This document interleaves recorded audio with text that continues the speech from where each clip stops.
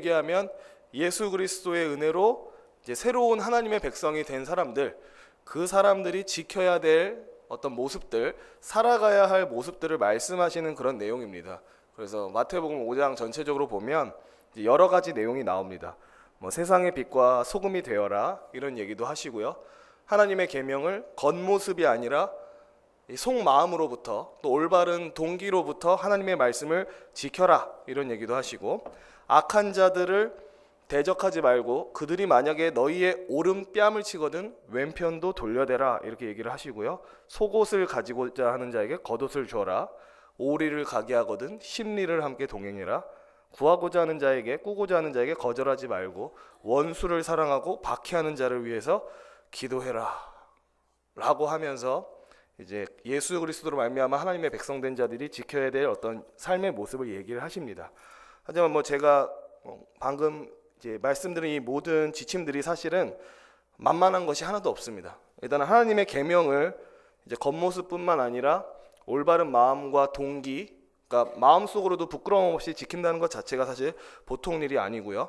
특히나 나를 대적하고 미워하는 사람을 사랑하고 그들을 위해서 기도하는 일도 사실 보통 일이 아닙니다. 나를 박해하는 자들에 대해서 저항하지 아니하고 그들의 뭐 박해를 받아들이는 것, 이것도 사실 다 보통 일이 아닙니다. 근데 이제 더 문제는 그 전체적인 5장 내용의 마무리 내용이 사실 더 보통 일이 아니라는 거죠. 그게 바로 오늘 우리가 같이 읽었던 본문입니다. 그러므로 하늘에 계신 너희 아버지의 온전하신과 같이 너희도 온전하라 라고 이렇게 예수님께서 명령하십니다. 그러니까 앞에서 5장 앞부분에서 읊어주셨던 여러 가지 명령들도 사실은 지키기가 굉장히 어려운 것들이고 되게 수준 높은 것들 뿐인데, 마무리 지어주시는 내용은 가장 수준이 높습니다. 그러니까 예수님께서 요구하시는 것은 이것이죠. 너희가 이제 하나님 나라의 백성이 되었다면 이 도달해야 할 목표, 바라봐야 할 목표가 있는데, 그것은 바로 하나님의 온전하심, 너희가 하나님을 닮는 것이다 라고 얘기를 하십니다. 그러니까 한마디로 예수 그리스도께서 우리에게 요구하시는 삶의 그 목표가, 어떤 삶의 높이가 굉장히 높다라는 것을 알게 됩니다.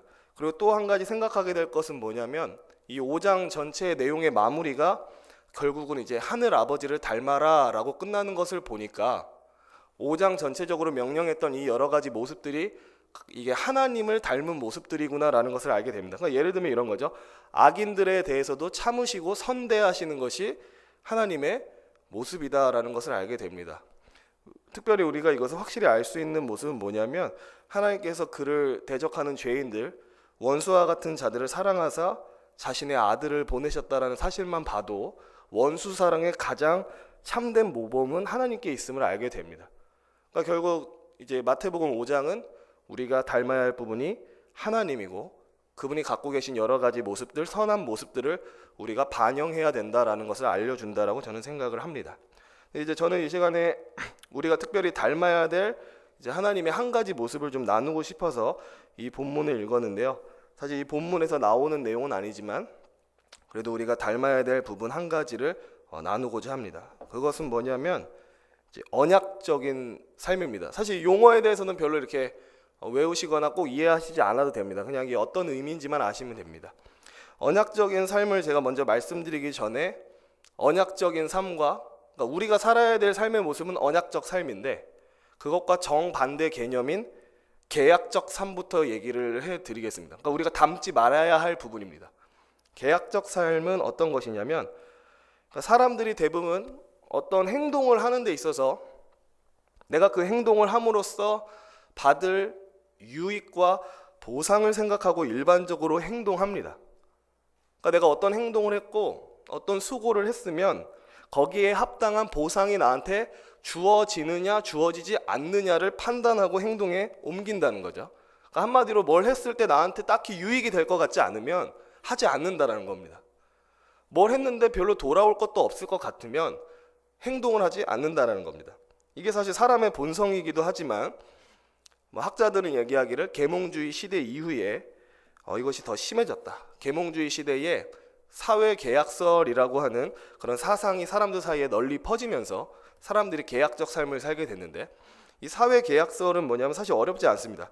간단히 얘기하면 개개인이 자기가 가지고 있는 자유를 일부 나라에다가 헌납하는 겁니다. 나의 자유의 일부를 나라에다가 헌납할 테니 나라는 나에게 먹고 살 수 있는 것과 어떤 나의 복지를 책임져라라는 그런 사상입니다. 나는 나라에게 나의 자유의 일부를 양도하고 나라는 나에게 그에 합당한 어떤 보상과 어떤 보호, 어떤 복지를 제공하라는 겁니다. 그러니까 나라와 내가 서로 주고받는 게 있다라는 식의 그런 내용입니다. 그게 사회계약설인데요. 그러니까 한마디로 내가 투자한 만큼 뭔가 와야 된다. 내가 뭔가를 주었다면 그에 상응하는 보상이 내게 주어져야 된다라는 생각을 사람들이 일반적으로 한다라는 겁니다. 이런 생각 속에서 사는 삶이 계약적 삶입니다. 뭔가를 할 때 항상 나한테 돌아올 걸 계산합니다. 뭔가를 할 때 나한테 주어질 이득을 계산합니다. 이걸 계산했을 때 영 이득이 생길 것 같지 않다. 어떤 사람들이랑 관계를 맺는 데 있어서도 내가 저 사람이랑 깊은 관계를 맺어봤자 딱히 유익이 올 것 같지 않다. 그러면 관계 안 맺을래. 이런 게 바로 계약적 삶의 전형적 모습이라고 할 수 있습니다. 이 계약적 삶을 결혼으로 예를 들자면 이렇습니다. 사실 결혼은 이제 계약이 아닌데요. 만약에 결혼을 계약으로 생각하게 되면 나와 결혼한 상대방은 일종의 나한테 서비스를 제공해야 되는 사람이 됩니다. 나는 당신에게 결혼이라고 하는 어떤 대가를 지불했으니까 그에 상응하는 어떤 좋은 것을 내게 주십시오라는 그런 생각을 하게 됩니다. 그래서 만약에 결혼을 이제 계약이라고 생각하게 된다면 부부는 각자의 역할을 잘 해야 되고 상대방이 기대한 만큼의 어떤 서비스를 제공해야 됩니다. 만약 결혼을 계약이라고 생각하면요. 근데 만약에 부부 중 한 명이 이 역할을 똑바로 수행하지 못하면 계약이 파기됩니다. 아니 나는 이 결혼을 통해서 어떤 이익과 유익을 얻고 싶었는데 막상 당신이랑 결혼해 보니까 별로 유익도 없고 이익도 없는 것 같다. 손해만 있는 것 같다.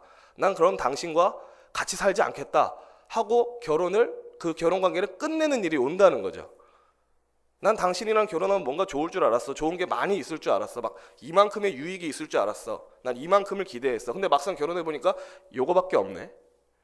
난 이 정도를 기대한 게 아닌데, 이 정도의 보상을 기대한 거 아닌데, 그럼 우리 그만 만납시다 하고선 이혼하는 일이 일어날 수 있다라는 겁니다. 결혼을 계약으로 생각하면. 근데 다 아시다시피 지금 우리나라의 그 이혼율이 점점 높아지고 있습니다. 제가 뭐 옛날에 들었을 때가 4쌍 중 한 커플이 이혼한다 했는데 지금은 더 심하겠죠. 근데 왜 이렇게 사람들이 많이 이혼할까? 저는 이것 때문에 그렇다고 생각합니다. 사람들이 너무 계약적으로 살기 때문에 그렇습니다. 자기한테 돌아올 이익을 너무 생각하기 때문에, 자기한테 돌아올 보상을 너무 생각하기 때문에, 나한테 뭔가 좋은 걸 올 것을 너무 기대하기 때문에 그게 오지 않을 때 그 관계를 언제든지 깨부신다는 거죠. 아, 당신이랑 결혼했는데 뭐 없다. 나 이런 거 생각하지 않았는데 그냥 우리 더 시간 지나가기 전에 이 관계를 끝냅시다 라는 것이 오늘날 사람들이 갖고 있는 생각이라는 겁니다. 그래서 뭐 제가 뭐 줄줄이 얘기했지만 사실 어렵지 않습니다. 계약적 삶이란 뭐냐면 철저히 자기가 얻는 유익과 보상에 관심이 맞춰진 삶입니다. 사람과 관계를 맺는 데 있어서도 나한테 유익과 보상이 없으면 그 관계를 애초에 시작조차 하지 않는 그런 삶을 얘기를 합니다. 하지만 이러한 삶은 하나님께서 그의 백성들에게 요구하시는 삶이 아니고요. 뭐 다 아시다시피 이것은 하나님을 닮은 모습도 당연히 아닙니다. 그럼 우리가 살아야 될 삶, 계약적 삶과 정반대의 삶, 언약적 삶에 대해서 얘기를 좀 해드리겠습니다. 이것은 계약적 삶이랑 그냥 정반대입니다. 계약적 삶은 나한테 주어질 보상과 유익을 생각하면서 살아왔다면 이것은 나의 손해와 이익을 따지지 않고 어떤 다른 사람들과 관계를 맺고 살아가는 삶의 모습이라고 얘기할 수 있습니다. 그러니까 누군가와 관계를 맺는 데 있어서 새로운 사람을 알아가는 데 있어서 나한테 돌아올 손익을 따지지 않는 모습이라는 거죠. 이 모습을 가장 이제 본으로 보여주신 분이 바로 이제 하나님이십니다. 하나님께서 이스라엘 백성들을 이제 애굽에서 구한 후에 그들과 언약을 맺으십니다. 그러니까 언약의 내용은 되게 간단하게 얘기하자면 이렇습니다. 나는 이스라엘 너희의 하나님이 되고 너희는 나의 백성이 된다. 인간으로 비유하자면 나는 너희의 신랑이고 너희는 나의 신부다라고 생각하셔도 됩니다. 그리고서 하나님은 그런 언약을 맺으신 다음에 내가 어떤 신랑으로서 신부인 너희에게 요구하는 사항들이 있다. 기대하는 모습들이 있다. 그것을 무엇으로 설명해 주셨냐면 10계명으로 설명해 주셨습니다. 뭐 제가 결혼은 안 했지만 부부끼리도 마땅히 지켜야 할 규율이 있지 않습니까? 뭐 예를 들어 아주 쉬운 예로 남편은 아내 외에 다른 여자한테 눈 돌리지 말아라. 아내 역시 다른 남자한테 눈 돌리지 말아라. 오직 몸과 마음 당신의 모든 것을 당신의 배우자에게만 헌신해라. 이게 뭐 말하진 않지만 부부끼리의 규칙이지 않습니까? 마찬가지로 하나님께서도 자신의 신부된 이스라엘에게 마땅히 지켜야 할 기대한 모습을 설명해 주시는데, 뭐 쉽게 얘기하면 그것이 뭐 십계명과 각종 계명들인 거죠. 이스라엘아, 너희가 이제 나의 신부니까 이렇게 살아가기를 기대한다. 나의 신부로서 이런 모습을 보여주길 기대한다라고 하신 거죠. 하지만 이제 성도님들도 성경을 읽으셔서 다 아시겠지만 이스라엘이 하나님의 기대에 부응한 적이 없습니다. 지금 요새 최근에 들었던 그 출애굽기 설교만 봐도 하나님이 그 계명 주신 지 얼마 되지도 않아서 곧바로 금송아지 만들고, 하나님도 너무 화가 나서 말씀하시기를, 하나님은 항상 이스라엘을 말하기를 나의 백성 이렇게 표현하시는데, 그땐 너무 화가 나셔서 뭐라고 말씀하시냐면 모세 너의 백성이라고 얘기합니다. 내 백성이라고 얘기 안 하세요. 자세히 보시면 내 백성이라고 안 쓰니까 어이 너의 백성이라고 써 있습니다. 하나님 너무 화가 나셔서. 그러니까 이스라엘이 이렇습니다. 하나님께서 요구하신 모습대로 살지 않습니다. 하나님께서 기대하신 모습대로 살지 않습니다. 그러니까 하나님은 사실 이스라엘과 언약을 맺었지만 유익과 이익을 얻을 게 없는 거예요. 뭐 좋은 게 없는 겁니다. 하나님한테 이스라엘이 제대로 하는 게 없으니까. 근데 그럴 때 하나님께서 이스라엘에게 말씀하시기를 너희 이스라엘은 내 기대에 미치지도 못하고 내게 유익도 되지 못하니까 너희와 관계는 끝이다 라는 식으로 말하신 적이 없습니다. 그렇게 말하신 적이 없습니다. 오히려 그런 것은 있죠. 하나님께서 이제 분노하셔서 그들에게 매를 드시고 징계를 하시긴 하지만 그들을 버리시진 않습니다. 내가 더러워서 너희와 더 이상 관계 맺지 못하겠다, 끝내자, 이런 식의 반응을 하나님께서 하시지 않습니다. 물론 이스라엘이 계속 하나님의 기대에 미치지 못하고 하나님의 요구에 따르지 않다 보니까 하나님께서 그들을 이제 포로로 잡혀가게 하셨지만, 그럼에도 불구하고 선지자들을 통해서 약속을 주시죠. 내가 때가 되면 이 이스라엘을 새롭게 회복하고 새로운 하나님의 백성들을 일으키겠다라는 말씀을 하십니다.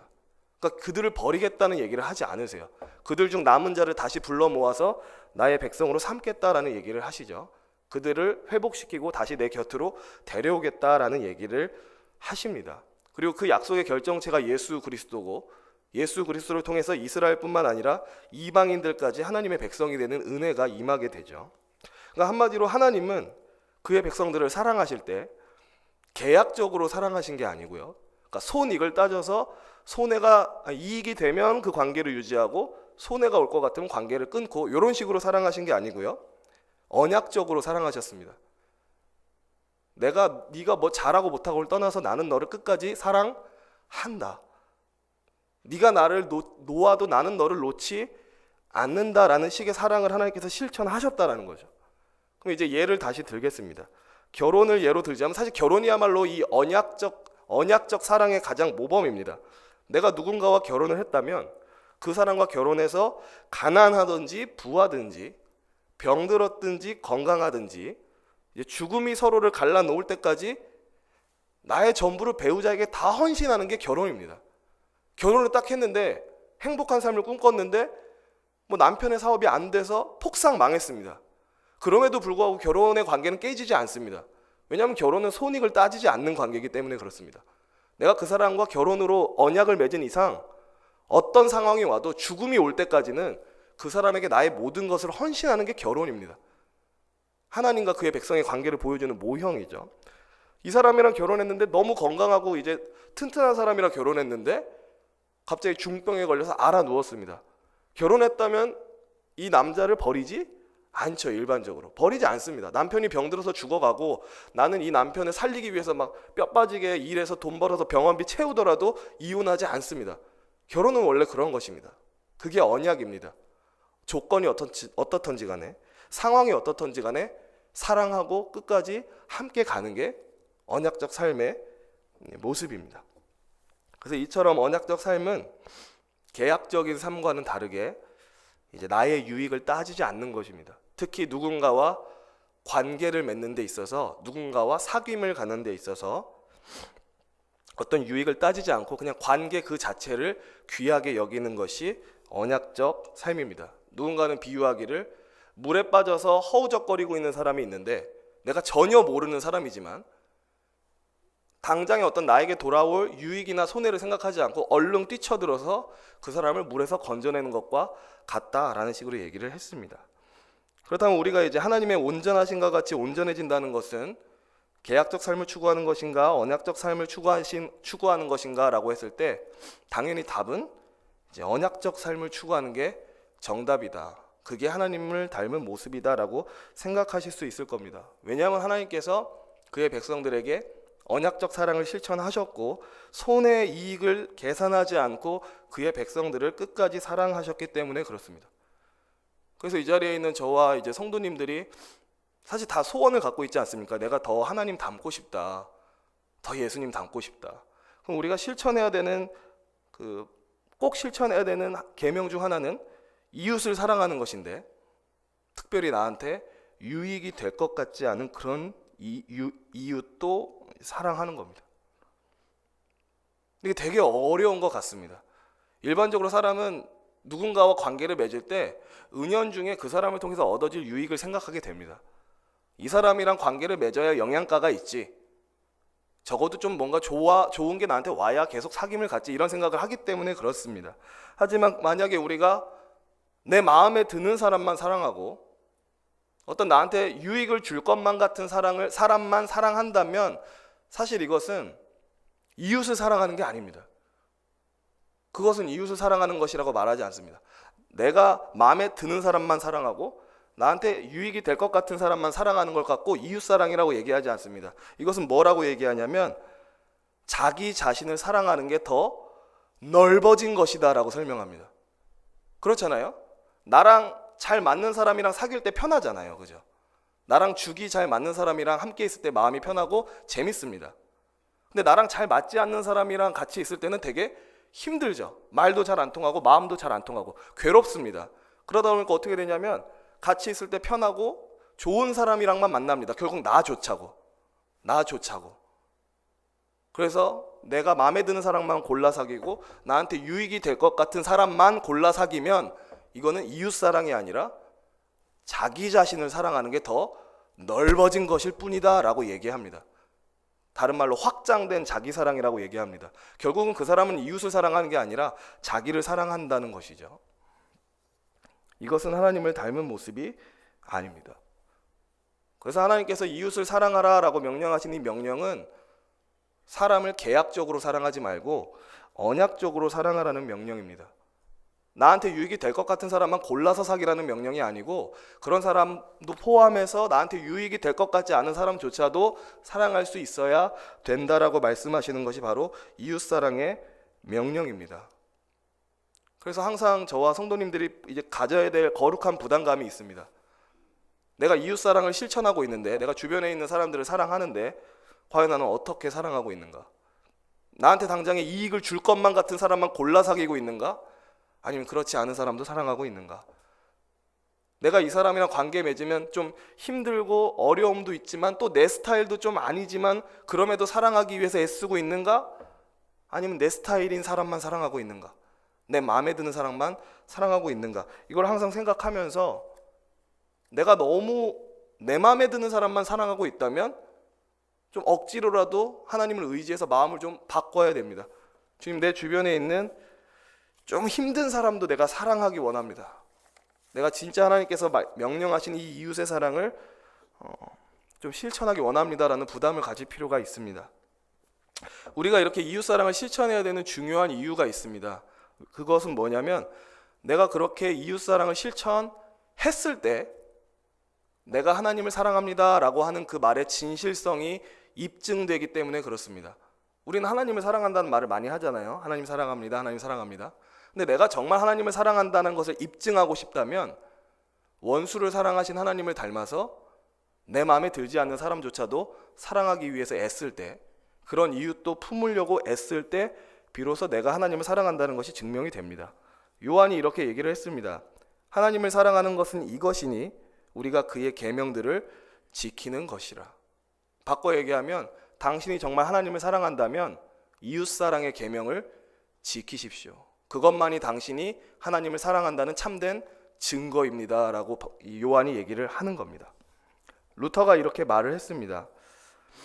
우리의 선행이 필요한 이는 하나님이 아니라 우리의 이웃이다. 그러니까 결국은 우리가 사랑을 실천해야 되고 선행을 베풀어야 되는 게 하나님이 아니라, 약간 이걸 오해하지 마시기 바랍니다. 하나님한테 그럴 필요가 없다는 게 아니고, 실제로 하나님은 우리의 어떤 선행이 필요하지 않으십니다. 그분이 부족한 게 없으시기 때문에. 그래서 우리가 어떤 선행을 하고 싶다면 하나님께 해야 되는 게 아니라 이웃한테 해야 되는 겁니다. 이웃한테 선행을 하면 하나님은 그것을 자기한테 한 거라고 받아들이십니다. 아시는 말씀 있잖아요. 지극히 작은 자에게 한 것이 곧 나에게 한 것이다. 하나님께서 그렇게 보십니다. 특별히 교회 안에 있는 지체들한테 잘할 때 하나님은 그것을 나에게 했다라고 생각하십니다. 내가 옆에 있는 교회 지체들을 사랑하고 그들을 품었을 때 하나님이 말씀하시길 그건 나한테 한 것이다 라고 칭찬하십니다. 우리의 선행이 필요한 분은 하나님이 아니라 우리 주변에 있는 그냥 평범한 이웃입니다. 그래서 이 자리에 있는 저와 우리 성도님들 모두가 정말 1차적으로는 이 교회 안에 있는 지체들을, 이웃들을 사랑하기를 힘썼으면 좋겠습니다. 그 사람이 나한테 유익이 되고 안 되고를 떠나서, 내 취향이고 아니고를 떠나서, 때로는 그 사람이 나를 힘들게 해도 원수조차 사랑하시고 품어주셨던 그 하나님의 사랑을 기억하면서 우리가 그런 언약적 사랑을 실천할 수 있었으면 좋겠습니다. 이것이야말로 예수 믿고 구원받은 사람들이 보여줄 수 있는 세상과 구별되는 모습이라고 생각합니다. 제가 기도하고 마치도록 하겠습니다. 하나님 아버지, 우리의 연약함과 죄성을 불쌍히 여겨 주시옵소서. 우리는 너무나도 쉽게 나한테 유익이 될 사람만, 어떤 사귀어서 좋은 것이 올 것 같은 사람들만 골라 사귀는 악한 습성이 있습니다. 하지만 주님, 우리 하나님께서 우리들을 사랑하실 때 그렇게 사랑하지 않으셨음을 기억합니다. 우리가 하나님의 기대에 미치지 못하고 당신을 기쁘게 하지 못할지라도 하나님께서 우리를 포기하지 않고 끝까지 사랑하시는 것을 우리가 알고 있습니다. 우리 또한 당신의 그 사랑을 본받아서 내 주변에 있는 이웃들을, 특별히 나를 힘들게 하고 또 사랑스럽지 않은 이웃들조차도 사랑하기 힘쓰는 그런 자들 되게 하여 주시옵소서. 그렇게 함으로써 그리스도와 하나님의 온전하신 모습을 반영하는 참 하나님의 백성 되게 하여 주시옵소서. 주 예수 그리스도의 이름으로 기도합니다. 아멘. 찬송가 405